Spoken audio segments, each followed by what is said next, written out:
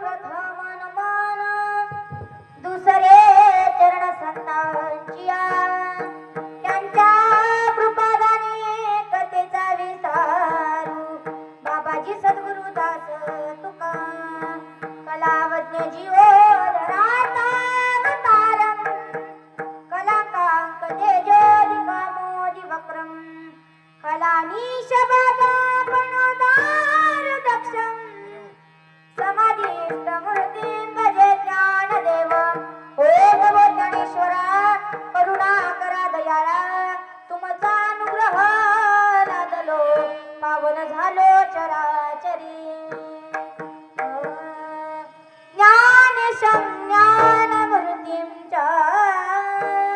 साक्षात् प्रेम स्वरूपिणीं नामदेवं च दयामूर्ति नाथं वन्दे पुनः पुनः वैराग्यस्य परामूर्ति देहु क्षेत्र निवासिनां तुकाराम महाराज भक्ताराज चतुष्टक रायगडी मंदिरी वसे मजराया चरणास अर्पिती जन्मकाया जगदीश्वरासी जोडली ज्याची ख्याती प्रथम वंदितो तुम्हा शिवछत्रपती श्री गुरुचरण सरोज राजा निज मन मुकुरु सुधारी भरनवर गोबल भीमल जसो जोदायक फलचारी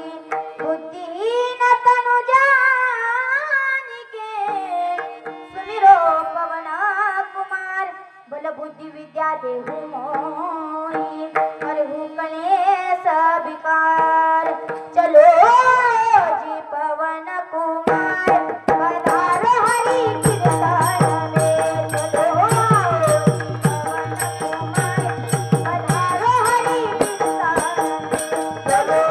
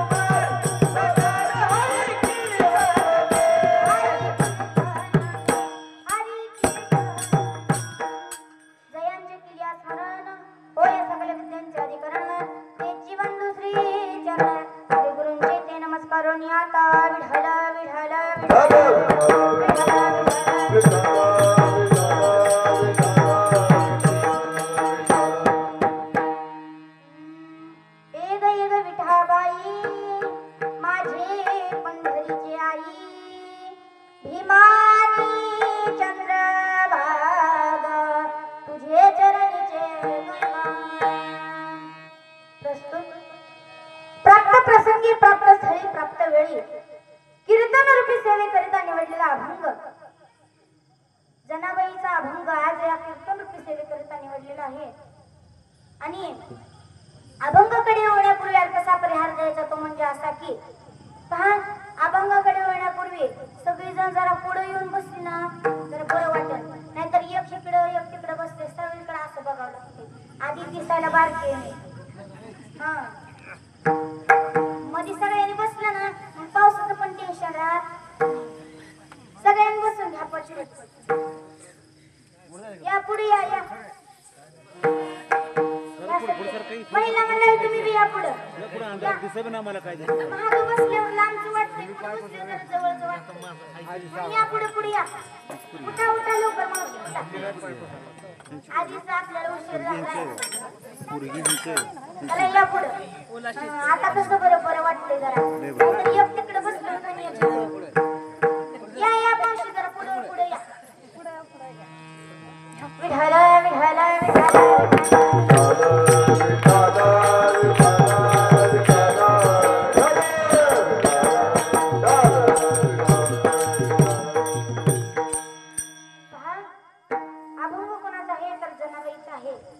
पहा आज निमित्त कशात आहे नवरात्र निमित्त आपल्या गावामध्ये आपले पीटी मास्तर असतील आमचे पोपट महाराज असतील त्यांनी मला कीर्तनासाठी बोलवलं. त्यांच्यासाठी एकदा सगळ्यांनी जोरदार टाळ्या वाजवा. वाजवायला पैसे लागत नाही सगळ्यांनी टाळ्या प्रेमाने वाजवायच्या बरं का. पुरुष मंडळ महिला मंडळ बरं का. टेन्शन घ्यायचं नाही. आपण कीर्तनाला आलो. मृदुंगाला साथ देणारा माझा भाऊ असेल त्याच्यासाठी देखील सगळ्यांनी टाळ्या वाजवा. साथ देणारे आपल्या गावातील काही भानुदास महाराज असतील त्यांच्यासाठी देखील सर्वांनी टाळ्या वाजवा.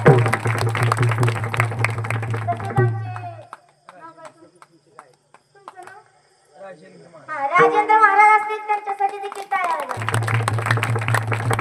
तसेच आमच्या सोबत आलेले आमचे हरिभक्तपरायण अभिमान महाराज घंटे असतील ते देखील उत्कृष्ट कीर्तन करतात प्रवचन करतात. मी दुसरीत असल्यापासून कीर्तन करते तेव्हापासून मला गायनाला त्यांनी साथ देतात. त्यांच्यासाठी एकदा सर्वांनी जोरदार टाळ्या वाजवा. गणेश महाराज गायन कोकिळा असतील त्यांच्यासाठी देखील सर्वांनी टाळ्या वाजवा. पैसे लागत नाही. सर्वांच्या चरणी नतमस्तक होते. तसेच नियोजक असतील आमच्या पोपट महाराजांकडून सेवा आली आमच्याकडे. आमच्या पोपट महाराजांचं आमच्यावर लई प्रेम आहे. अतिशय आमचं प्रेम आहे. आमच्या अंकुलीला आल्यानंतर आमच्या घरी येऊनच जातात. येऊन चहा पिऊन बसून जातात. मी असू नसू तरी येऊन जातात. लय प्रेम आहे त्यांचं आमच्यावर. असंच प्रेम राहू दे. मी पांडुरंग परमात्म्याच्या चरणी प्रार्थना करते आणि सेवेला सुरुवात करते.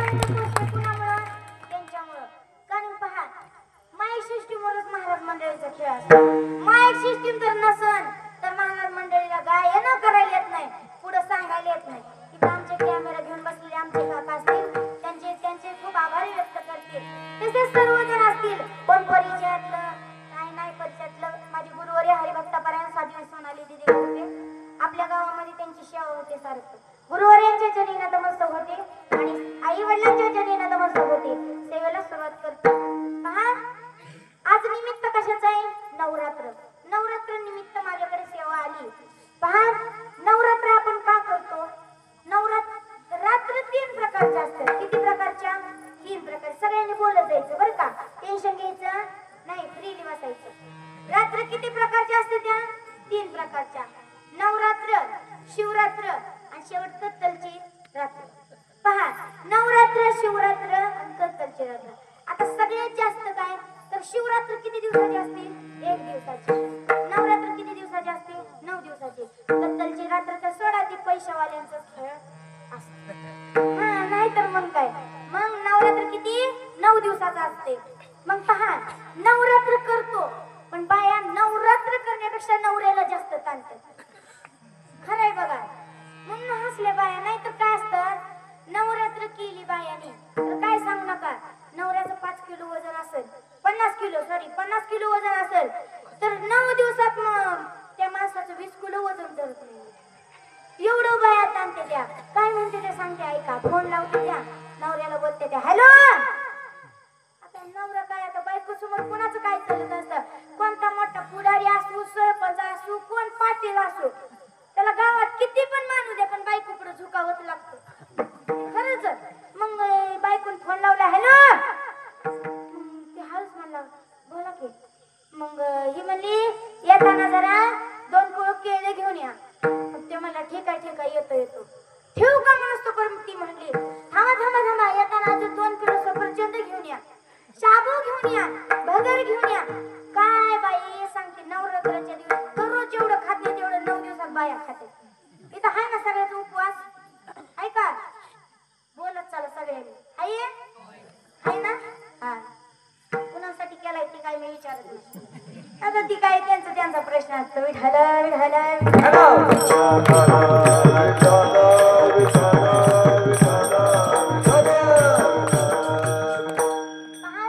नवरात्रात बाया काय करतात 9 रंगाच्या साड्या घालतात. खरंय तुमचं खरंय बरं का पण 9 रंगाच्या साड्या घालत नसतात. पहा ज्यावेळेस देवीने महिषासुराचा वध केला मग देवीने पांढऱ्या कलरची साडी घातली. महिषासुराचा वध केल्यानंतर त्याच्या अंगावरचं जे रक्त देवीच्या अंगावर उडलं 9 दिवस देवीच्या अंगावर लालच साडी होती. पण बायांना काय वाटतं पहिल्या दिवशी लाल दुसऱ्या दिवशी पांढरी तिसऱ्या दिवशी निळी काय कलर असते ती बाबा त्यांची. आम्हाला ह्याच्यातलं काय माहित नाही. मग कलर असते पण ती कलर काय नसते. तर 9 दिवसात देवीला कोणता कलर लालच कलर होता. पण बायांचं लय असतं जाऊन द्या सांगितलं तरी बाया घालतातच. बाया कसं असतं बायांचं असं करतात. कीर्तनात महाराज मंडळींनी सांगितलं आणि एक ठिकाणी कीर्तनाला गेलो. आमचे अभिमान महाराज होते गणेश महाराज होते आमचे पोपट महाराज होते. आणि मग तिथे गेल्यानंतर काय झालं मग सगळेजण बसल्यानंतर 2 बारवा माणसं बसले. त्यांची चर्चा काय चालली होती बाई आज गावात पोरीचं कीर्तन आहे म्हण. हाय की. मग ती पोरीनं काल कीर्तनात काय सांगितलं व्यसन करू नका आई वडिलांची सेवा करा दारू पिऊ नका गुटखा खाऊ नका मावा खाऊ नका असं सांगितलं. मग दुसरा म्हणला महाराज लोक असते ती सांगतच असते ती त्यांचं कामच ते असं म्हणलं. आता आमचं काम ते आहे का नाही पण आम्ही जगाला सांगतो तुमचं काम आहे कशात आचरणात आणायचं. माणसं ऐकते ती ह्या सोडून देते तसं नाही. मग पहा नवरात्र आपण 9 दिवसाचं साजरी करतो. का करतो सांगते का. एक वेळेचा प्रसंग आहे. महिषासुर नावाचा खूप मोठा राक्षस होता खूप मोठा. मग सगळे देवदेवता त्याला मारण्यासाठी थकले.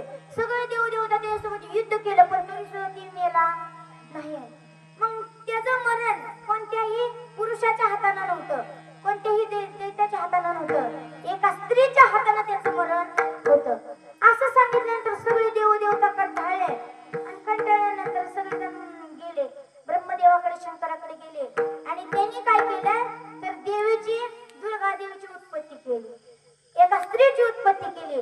मग त्या स्त्रीची उत्पत्ती केल्यानंतर तिला 18 हातामध्ये शंकर भगवान परमात्म्याचं त्रिशूळ असं प्रत्येक देवदेवताचं शस्त्र तिच्या हाताने दिलं आणि महिषासुराचा वध करण्यासाठी निघाली.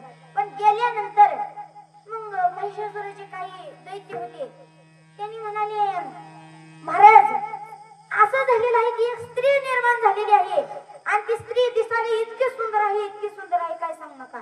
मग महिषासुराने एका दैत्याला पाठवलं त्याला म्हणले लग्नाची मागणी घालण्यासाठी पाठवलं. मग दुर्गा देवीकडे आल्यानंतर देवी म्हणाली तुम्ही काय बोलताय मी महिषासुराचा वध करण्यासाठी जन्माला आले तुम्ही म्हणताय मला महिषासुरासोबत लग्न करायचं. नाही महिषासुराला सांगितलं सांगितलं की लवकरच तुझं मरण जवळ येणार आहे असं सांगितलं, नाहीतर तू कुठेतरी निघून जा. सांगितल्यानंतर सगळे दैत्याने येऊन महिषासुराला सांगितलं. महिषासुराला खूप राग आला. महिषासुराने युद्धाची मागणी केली. युद्धाची मागणी केल्यानंतर मग त्यावेळेस देवीने काय केलं, युद्ध करण्यासाठी गेले. सगळ्या दैत्यांना मारलं. सगळे मरण पावले. आता कुणाला, महिषासुराला खूप खूप आता त्याला भीती वाटायला लागली. तो म्हणता ही देवी खूप कडक आहे. सगळे दैत्य, सगळे देव देवतांनी काही केलं नाही, पण ह्या देवीच्या अंगात खूप शक्ती आहे.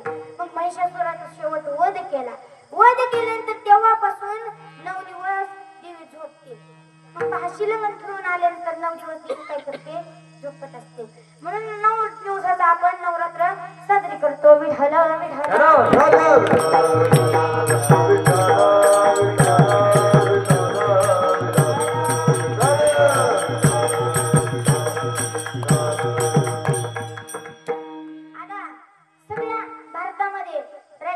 देवीची किती शक्तीपीठ आहेत? 3.5 शक्तीपीठ आहेत. किती?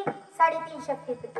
पण पहा, असे काही शक्तीपीठ आहेत की जसं की तुळजापूर, काशीगाव असं मोठे मोठे तीर्थक्षेत्र आहेत.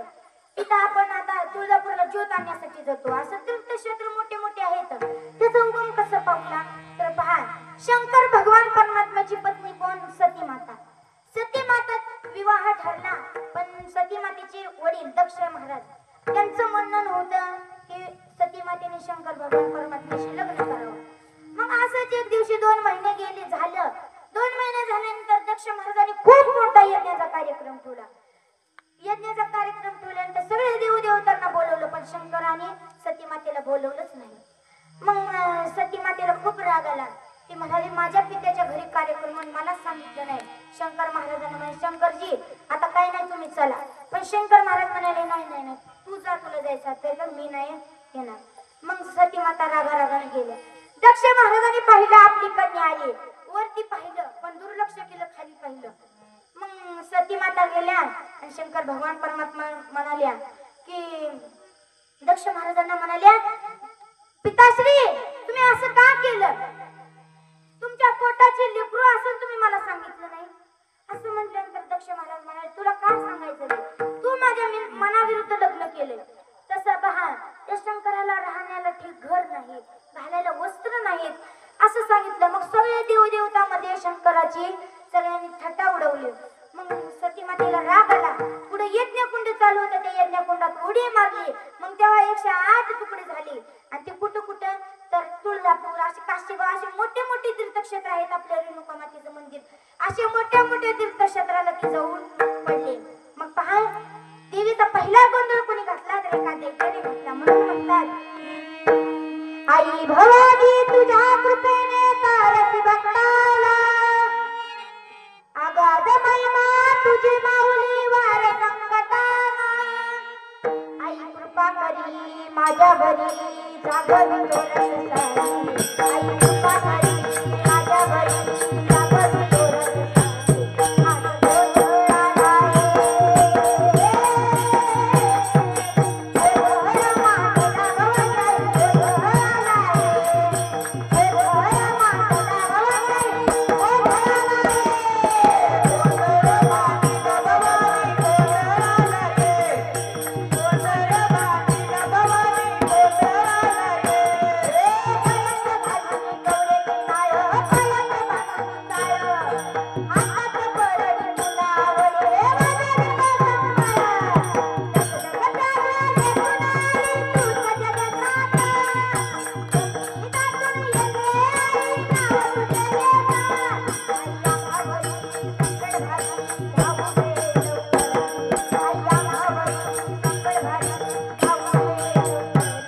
आज गोंधळ आला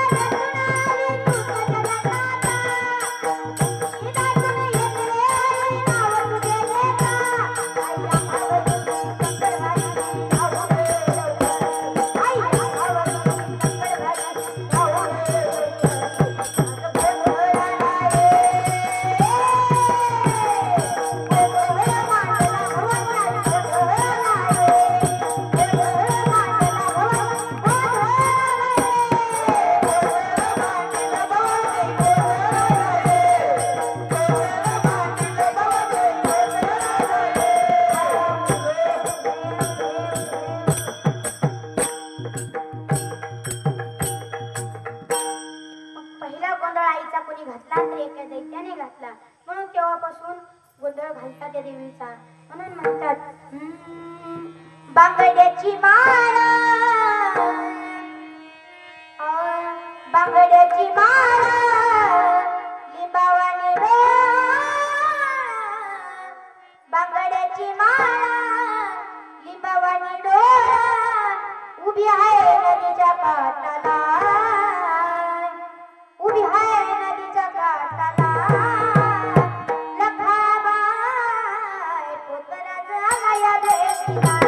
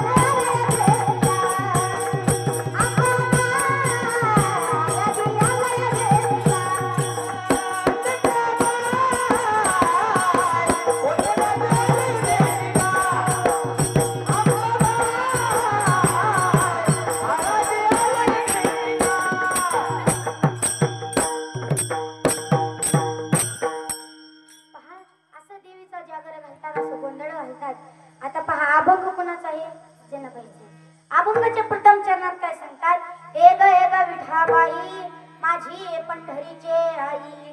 बघा त्या साक्षात भगवान पंढरीच्या पांडुरंगाला विठाबाई असं कोणी म्हटले बरं? कोणी म्हटले तर जनाबाईने म्हटले. कोणी म्हटले?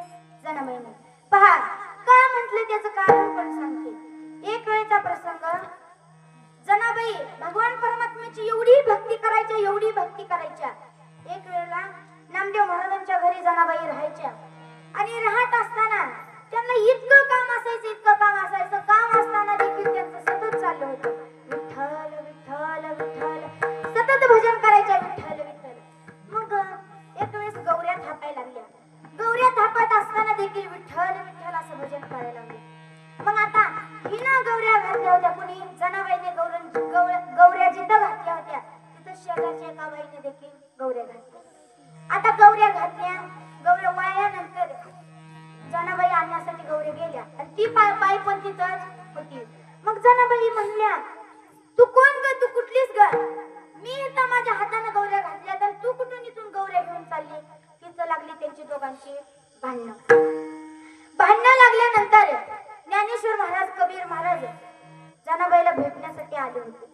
नामदेव महाराजांना म्हणाले, जनाबाईची एवढी कीर्ती आम्ही ऐकली, कुठाय जनाबाई आम्हाला दाखवा. जनाबाईला भेटण्यासाठी आल्यानंतर जनाबाई पाहिली.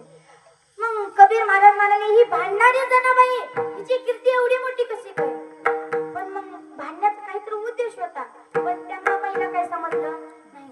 मग त्यांची दोघांची इतकी भांडणं लागली, इतकी भांडणं लागली, ती तिला बोलायली, ही तिला बोलायला लागली. मग दोघं भांडत असताना जनाबाई पाण्याला निघाल्या होत्या. जनाबाईने म्हटली, तू काय ग? तू कोण ग? तुझ्या डोक्यात कळशी घालू का? असं म्हणाले. त्यांच्या दोघीची अजून भांडणं लागली. भांडण आता बघा, बायांचं असं असतं, गावात जरी एकच पाण्याचा नळ असला तर बाया किती भांडते त्या. माझा नंबर आणि तुझा नंबर, तुझा नंबर माझा नंबर. ही जनावर असलं की मधनं घालायचं आणि एक कळशी लावायची आणि 10 कळशी आणून लावायची. आणि माझा नंबर होता की. आणि एक बाई तर एवढी भांडायची बघा, नंबर लागला आणि ती बाई आली मागणं. आता ती म्हटली, मागणंच विचार केला लांबणं. ती म्हणली, बाई एवढी बारी आणि आपल्याला नंबर कुठं लागायचा, आपल्याला आंघोळ करायचे असं म्हणले. मग आता काय करायचं? तिला डोक्यात प्रश्न पडला. ती मध्ये गेली, कळशी लावली, बाया भांडायला लागल्या. ती म्हणली, आम्ही काल नंबर लावून गेली. आता बाया म्हणल्या, आम्ही तर महिन्यानं नंबर लावायचे की. मग त्यांची भांडणं लागाय. असं गावात एक नळ असल्या अशा भांडणं करतात. तसंच जनाबाई देखील त्यांच्या दोघीची इतकी भांडणं लागली, इतकं भांडणं लागले. मग कबीर महाराज आले, म्हणाले, जनाबाईला म्हणाली, देणे भांडण का करतेस ग तू? जनाबाई म्हणाली, मी इथे गौऱ्या घातल्या होत्या, ही बाई कशाला माझ्या गौऱ्या घेऊन निघाली? मग आता दोघीत काय प्रूफ आहे? आता या कलियुगामध्ये कसं आहे पहा. मग ती म्हणे, तुमच्या दोघीत खरं कोणाचं आहे? असं म्हणाले. खरं कुणाचं आहे म्हणलं तर दोघी म्हणाले माझं खरं आणि माझं खरं. कसं ओळखायचं? मग जनाबाईने काय केलं? जनाबाई म्हणाले माझं एक आहे की तुम्ही गौरीतून विठ्ठल विठ्ठल असा आवाज येतो ती गौरी माझी असं म्हणाले. मग कबीर महाराजांनी पहिली गौरी कानाला लावली, त्याचा काय आवाज आला नाही. दुसरी गौरी लावली, त्याचा काय आवाज आला नाही. तिसरी गौरी लावली, मग आवाज आला विठ्ठल विठ्ठल. अशा गौऱ्याचा आवाज आल्यानंतर मग कबीर महाराजांना कळालं की जनाबाईची कीर्ती किती महान आहे. मग साक्षात भगवान परमात्मा जनाबाईला भेटायला यायचे. मग भेटायला आल्यानंतर मग सकाळी काकड्याला काही गावातली यायचे, पण भगवान परमात्मा विटेवरच नसायचे. कुठे जातात तर जनाबाईच्या घरी. सगळेजण भांडायला गेले जनाबाईच्या घरी. जने काय भगवान परमात्म्याला लाड लावला असतो, तुझ्या घरी येतात, आम्ही इथं काकड्या आरतीला येतो आणि भगवान परमात्मा नसतात, खुशाल तुझ्या येऊन घरी बसतात. असं म्हणल्यानंतर तो आतापासून तिला भगवान परमात्म्याला बोलवायचं नाही. मग बोलवायचं नाही म्हणलं तर जनाबाईने 2-3 दिवस बोलवलंच नाही. मग जनाबाई असं म्हणायच्या सुंदर माझे जाते गा फिरते कौतुके ओढ्या गाऊ कौतुके तू रे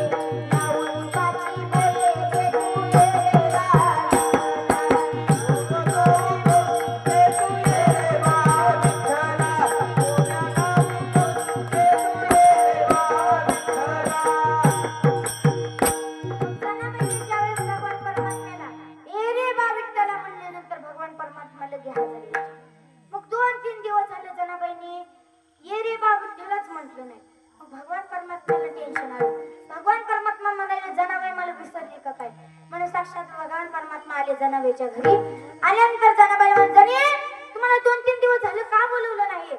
तर मग जनाबाईने सगळं सांगितलं. पण भगवान परमात्मा म्हणाले मी तुझ्यासाठी विठाई बनायला तयार आहे. मग तेव्हापासून म्हणतात ये ग विठाबाई माझे पंढरीचे आई. ज्यावेळेस परत जनाबाई ये ग विठाबाई म्हणले तर मग भगवान परमात्मा यायचा. आणि तेच महाराज अभंगाच्या पदाच्या ये ग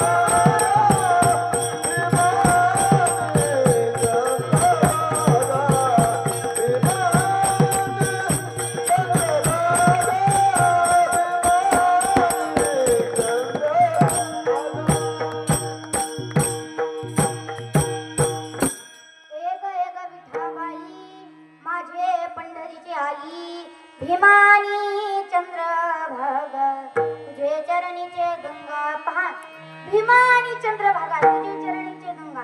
आता पंढरपूर इथलं कोण तर जात, सगळेजण जात असतील. सगळे म्हणजे ज्याच्या गळ्यात माळ आहे, ज्याला देवाचा जास्त नाद आहे ती जात असत. मग पहा पंढरपूरला गेल्यानंतर काही अंतर चंद्रभागा. आता आपण गेल्यानंतर आधी कोणाचं दर्शन घेतो? आधी गेल्यानंतर चंद्रभागेत जातो आणि मग दर्शन घ्यायला जातो. मग पहा भीमा आणि चंद्रभागा पण म्हणजे पांडुरंगाच्या मंदिराच्या शेजारीच भीमा नदी आणि चंद्रभागा तिथंच आहे. मग पहा भीमा नदीची उत्पत्ती कुणामुळे झाली सांगू का? शंकर भगवान परमात्म्याच्या जटातून कुणाची उत्पत्ती झाली? तर भीमा नदीची उत्पत्ती झाली. मग पहा म्हणून तर की पांडुरंगाच्या मंदिराच्या कडून असं चंद्राचा आकार कसा आहे तशी नदी आहे. मग जसं म्हणून तर शंकराच्या भगवान परमात्म्याच्या डोक्यावर चंद्र आहे. मग तेव्हापासून भीमा नदी तिथे उत्पन्न झालेली आहे. मग पहा भीमा आणि चंद्रभागा तुझे चरणीचे गंगा. पहा जनाबाईचं काय? जनाबाई भगवान परमात्म्याला हाक मारत होती, ए ग विठाबाई माझे पंढरीचे आई. मग पहा जनाबाई कोणाच्या घरी राहत होत्या? नामदेव महाराजांच्या घरी. मग पहा नामदेव महाराज भजन करायचे, कीर्तन करायचे, नामस्मरण करायचे आणि मग म्हणायचे. मग भगवान परमात्मा एवढे भजनामध्ये तल्लीन व्हायचे, एवढे तल्लीन व्हायचे आणि म्हणायचे नाचता नाचता देवाचा गळ लागता.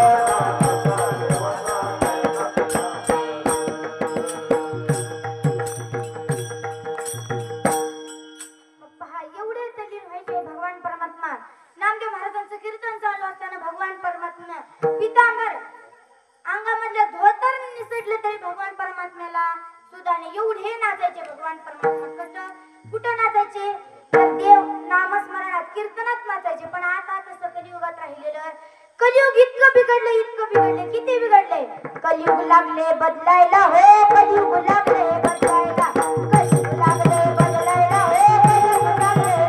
लागले बदलायला, कलियुग लागले बदलायला, आधी होतो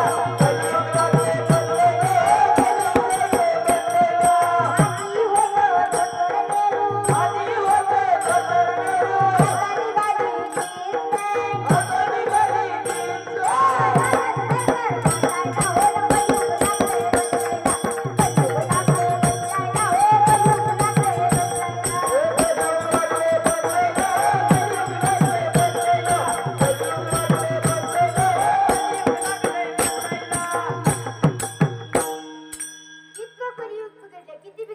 कलियुग लागले बदलायला हो, कलियुग लागले बदलायला, आधी होतं धोतर नेहरू.